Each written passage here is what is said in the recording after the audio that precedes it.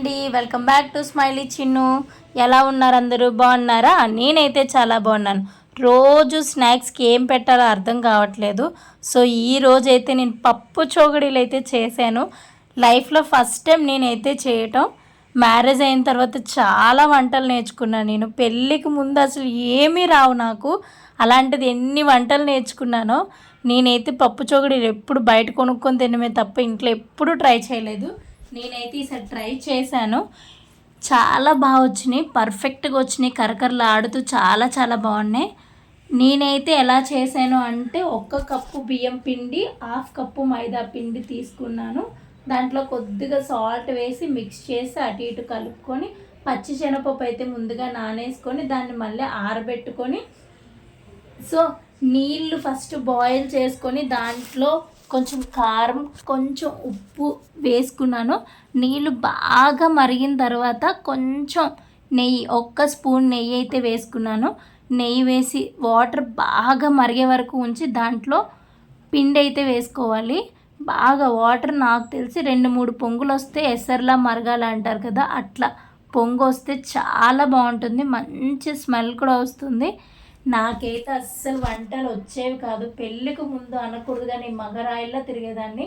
ఇంట్లో వాళ్ళు తిట్టేవారు కూడా. మా చెల్లి చిన్న పాప, అది చేసేది పని, నేను చేసేదాన్ని కాదు. అలాంటిది ఇప్పుడు అన్ని పనులు నేనే చూస్తుంటే నా మీద నాకే ఆశ్చర్యం వేస్తుంది ఒక్కొక్కసారి, నేనేనా పనులు చేసేది అని. కానీ ఏం చేస్తాం, ఆడపిల్లగా పుట్టిన తర్వాత చెయ్యక తప్పదు. నిజం చెప్పాలంటే భగవంతుడు నాకు ఆడదానిగా పుట్టించాడు, కానీ లక్షణాలు అన్నీ మగవాళ్ళ లక్షణాలండి. మగవాళ్ళు అయితే ఎలా అయితే బయట తిరిగి వస్తారో అలా తిరిగి రావడం ఇష్టం, బయట పనులు చేయడం ఇష్టం. లైక్ కాయగూరలు తీసుకురావడం, ఇలా సిలిండర్లు తీసుకురావడం, ఇలా కొన్ని కొన్ని పనులు ఉంటాయి కదా మగవాళ్ళు చేసే పనులు. అలాంటి పనులు అంటే నాకు చాలా ఇష్టం. నలుగురితో వెళ్ళాలి, వాళ్ళతో మాట్లాడాలి, చెయ్యాలి, అలాంటివి ఇష్టం. కానీ పెళ్ళి అయిన తర్వాత టోటల్ మారిపోయింది లైఫ్. అస్సలు పెళ్ళికి ముందు ఇంత అంటే ఇంత కూడా పని రాదు. ఇంట్లో ఎన్నోసార్లు మా నాన్న తిట్టిన రోజులు ఉన్నాయి, నువ్వు ఆడపిల్లవా, పోతు పిల్లవా అని చాలా రకాలుగా. కానీ ఏం చేస్తాం, పెళ్ళి అయిన తర్వాత వాళ్ళే ఆశ్చర్యపడిపోయారు, నా కూతురైనా ఇన్ని వంటలు చేసి పెడుతుందని. ఒక సిచ్యువేషన్ అయితే ఐఎమ్ సో హ్యాపీ. ఏంటంటే ఆ సిచ్యువేషన్, ఒక ఫంక్షన్ కానీ నాన్న వచ్చారు, అలాగే మా ఇంటికి తీసుకొచ్చాను, రండి మా ఇంటికి అని. వచ్చిన తర్వాత నేను ఆ నైటే పప్పు నానేసి కొన్ని వడలు, కొంచెం బిర్యానీ, కొంచెం చికెను చేసి పెట్టాను. వామ్మో, మా డాడీ అయితే ఎంత షాక్ అయిపోయారో. ఊర్లో అందరికీ చెప్పేశారు మా అమ్మాయి వంటలు ఎంత బాగా చేస్తుంది, అది ఇది అని ఎంత గొప్పగా చెప్పారు నా కోసం అయితే. స్టిల్ నేను ఆ రోజు ఆ మాటలు విన్న తర్వాత ఎంత హ్యాపీయో, వాళ్ళు ఇంత హ్యాపీగా ఉంటారా అనిపించింది నాకు. నిజంగా చెప్తున్నానండి, పెళ్ళికి ముందు అసలు ఏ పని రాదు. పెళ్ళి అయ్యి మా హస్బెండ్ దగ్గరికి వచ్చిన తర్వాత అన్నీ ఇష్టంగా నేర్చుకున్నాను. పెద్ద కష్టమేం అనిపించదు. ఇప్పుడు నా పిల్లల కోసం నేను చేస్తుంటే ఆ హ్యాపీనెస్సే వేరు.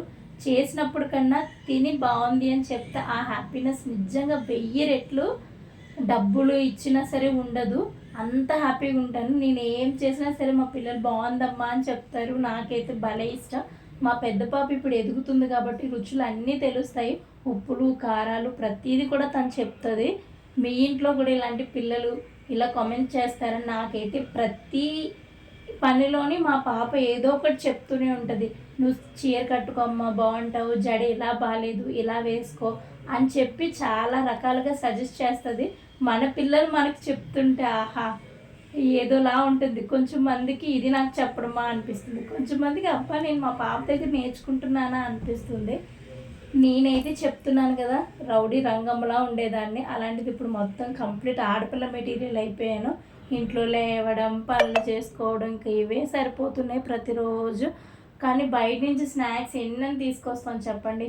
అందుకే డైలీ ఏదో ఒకటి చేద్దామని అయితే ఫిక్స్ అయిపోయాను. ఎంత తగిలేస్తున్నామో మేము బయట డబ్బులు స్నాక్స్కి, చిరుతిండ్లకి. అందుకే ఏదో ఒకటి చేద్దామని ఫిక్స్ అయ్యాను. ఇవాళ అయితే పప్పు చోగడీలు చేశాను. నాకు రెసిపీ అయితే చాలా బాగా కుదిరిందండి. నాకైతే కరకరలాడుతూ భలే వచ్చింది అసలు. ఇదంతా వేడి నీళ్ళు కలపడం బట్టి ఉంటుంది. మనం జంతుకులు నీళ్ళు కలుపుతాం కదా, వేడి వేడి నీళ్ళు కలిపితే గుల్లబారుతాయి, అలాగే అనమాట.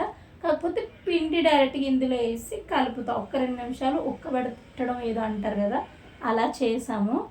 అలా చేసి చక్కగా పచ్చెనగపప్పు నాని మ్యాక్సిమం 2 అవర్స్ నానాలి.